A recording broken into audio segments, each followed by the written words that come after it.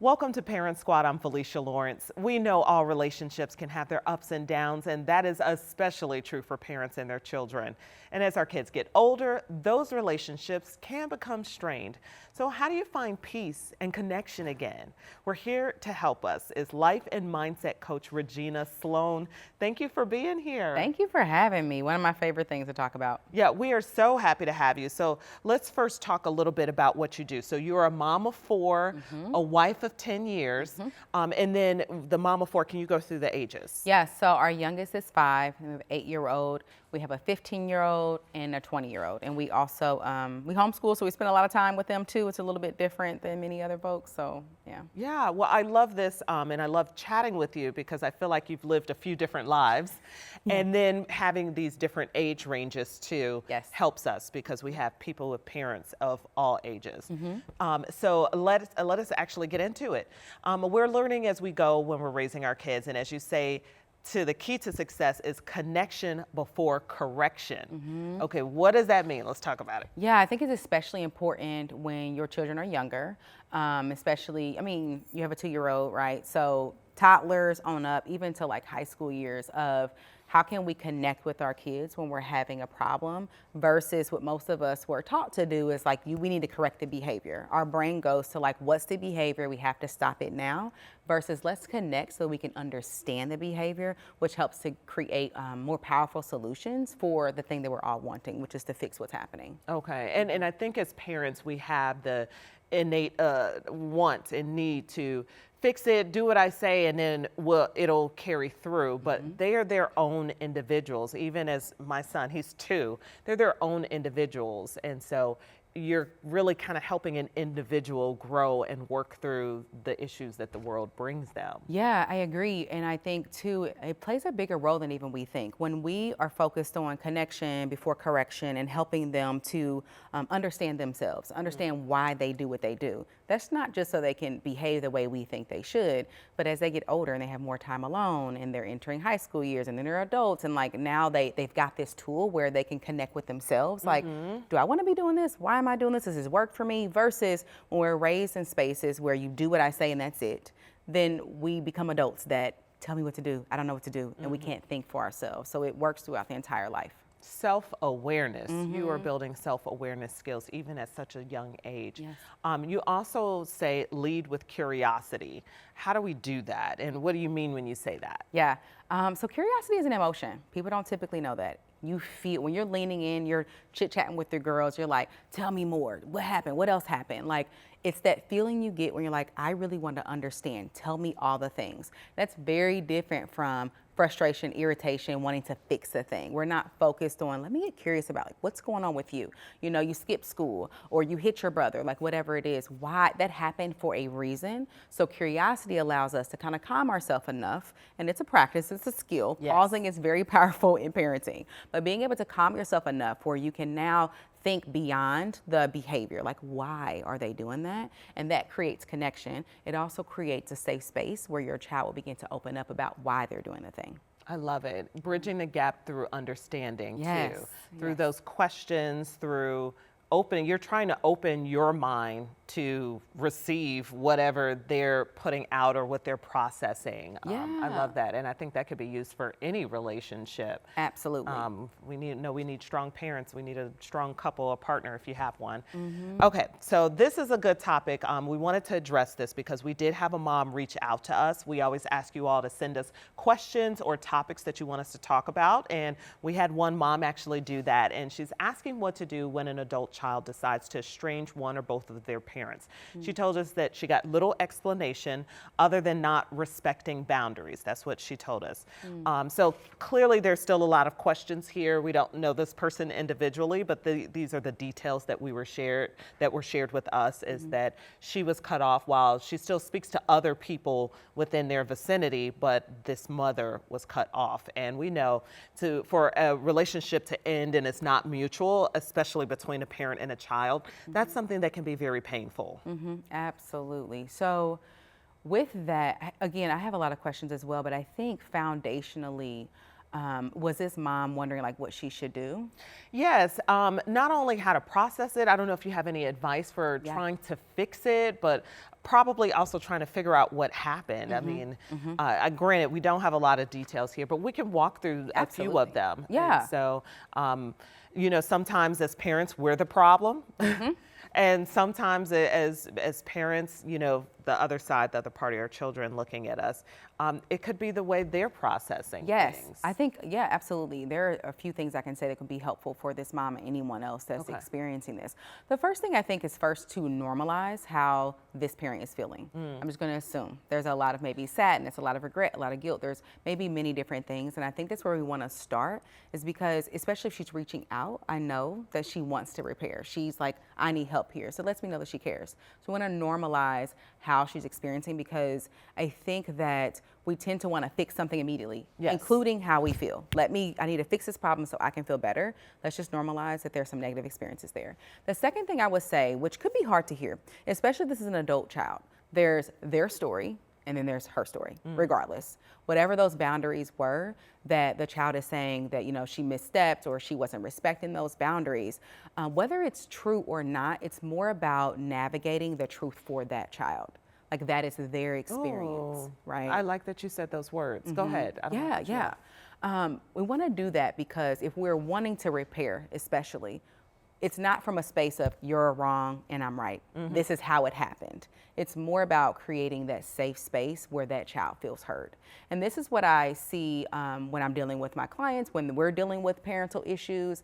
The biggest issue, even partners, right, when they're arguing and different things, they just want to be heard, want to be understood. Whether you agree with me or not, it's important that I know that you're hearing what I'm saying versus I need to be right and you need to be wrong. Are you picking up what I'm putting down? Yes. Yes. So that's the second thing I would say is like, that's the child's experience. And we want to okay that. Like, regardless of what we thought happened, that was their perception. So because I already know the immediate thing was like, I didn't do that, or I didn't mean to do that, or that's not right. I didn't treat you like that as a child. Yes. And you're saying that's automatically skipping to a defense mode as a parent when you need to do more listening, understanding. And I like what you said about navigating their experience. I feel like that's a word where you can separate yourself from whatever they're saying a little bit, which is hard when they're talking about you. Yes. You navigate the experience with them to try to understand. Yes, and I love that you pointed that out too, because sometimes there's a gap between when we say, okay, I'm going to acknowledge what you're saying, that we're also saying, you're right, I'm gonna do everything I can to fix it. We don't wanna go there either, right? The mom gets to have, or the parent gets to have boundaries as well. So they can acknowledge what happened. I would also, if this person wants to repair with their child, verbalize that. I acknowledge what you're saying. I'm here to be accountable to that and to hear you out and to better understand. I'm open to have that conversation. And at the same time, that parent gets to decide what boundaries they want to have. Because typically when a child has a problem, especially an adult child, and we want to fix that immediately, we can go into like overdoing. And now a lot of parents do things with their adult children out of guilt. They want to make up for things that they can't make up for. Instead of, I'm going to be here for you, for us to repair this relationship and move forward if you so choose to. Okay. Okay. Oh, there's so much to unpack here and so many different ways to go. Repair might be what you want, but that might not always be an option because it takes two to tango. Absolutely. And at the end of the day, you can only control what you do. So how can we help this mom show up better? Yes. Because she can only control her actions. She can't bring someone to the table and try to repair by herself. Absolutely. So what I like to, especially if we don't know if she agrees with what this child says or not, if she does, then of course we want to apologize for our part in that. I'm sorry I did that, like really verbalize very clearly. I would assume no. Yeah. I would assume they disagree. Yes. And so then the second piece, if you disagree, you can apologize for their experience. You know, like, I apologize for the way that you take it. That's not what I meant for it to happen. Like verbalizing that, although you're not agreeing that this thing happened, I am also sorry that you're experiencing this, and I'm open to talking about it. I don't want you to feel that way. And I'm open to talking about it. And especially with adult children, that's all that we can do. We can't make them do anything else. So I would say a big part of this, when I've dealt with people about this in the past, is supporting yourself. What does it look like? Because there's a lot of emotion that comes from, I want to have a better relationship with my child and they don't want to have one with me. What do I do? take care of yourself and your emotions to be able to process through that, because you're right, we can't make that child decide to have the relationship you want. And I think when you're saying processing, I want to underscore processing those emotions in the right space, like with the right person. Yes. Like not with your kids or the other child or with that child. No. That is something for you to talk about with a girlfriend or a therapist or maybe a spouse or partner if you have one, but like taking the emotions to the right place, because I think parents can dump on their kids sometimes. Oh, yes. And even these being adults, like I just always feel like you're still the parent. You're still the responsible party, regardless of what your kid does. You are still the responsible party here. Yes, and I think that also creates a rift between the siblings when we do that. When True. parents are like, oh my gosh, do you know what she said? Da, da, da, da. And then that, depending on what type of child you have, now they're holding the weight for you, and then they feel in the middle of that. So it actually doesn't help to create more of what they want. And so processing those emotions in a safe space, because it is not your child's responsibility to manage your feelings Absolutely and manage your emotions. This is what I've learned as with a 2-year-old. You're in the muck of it. You're in the, yes. No, my mother has since passed, but I've also learned some things as being the daughter too. And and you see things in your parents' parenting, you understand them differently, and you take those, and some are implemented and some you want to change, and some things you want to do differently. How do you know when to get some extra help here? Yes. And what kind of extra help you need? Yes. So when it's impeding on your day-to-day, if you are noticing that the way you are showing up is not what you want to do. So like I've had a mom call their kid 50 times a day because I just need to get them to understand that it wasn't my fault. Yeah, that's so frustrating because everybody processes differently. Yeah. Some are like, fix it right now. Some are like, I need time to process. I cannot deal with this. They need, I don't know how much time, but they need time. Yes, and that's a good point, because when you're not honoring their boundary, their request, you want to fix the thing, but they're saying, hey, I need space, and you're calling. Yeah, Like, I'm an immediate fixer. Okay. I'm in all relationships like, well, let's hash it out right now so we could get to the resolution. Like, because I never intended to do wrong, so let's fix this. Yes. And so not everybody's like that. Right. Some people need space. And so when you find yourself doing things that aren't healthy, like people turn to drugs, alcohol, food, shopping, they're doing things to try to help with those emotions instead of processing those out. So when you find that that's what you're doing, you find you're not sleeping at night, you find every conversation is about this situation, you just got to talk about it, and you're Anxiety, not getting stress. Yes. For me, that I have another metaphor, and I feel like this. If you just feel like you're going in circles, it's an anxious feeling. That's when I feel like I need that help. Yes, and it's impeding on things you usually enjoy doing. Maybe you were going out with girlfriends, you were cooking nice meals at home, now you're not doing any of that. Everything is surrounded around this problem that you're wanting to solve. It'd be important to bring somebody in. Yeah, okay.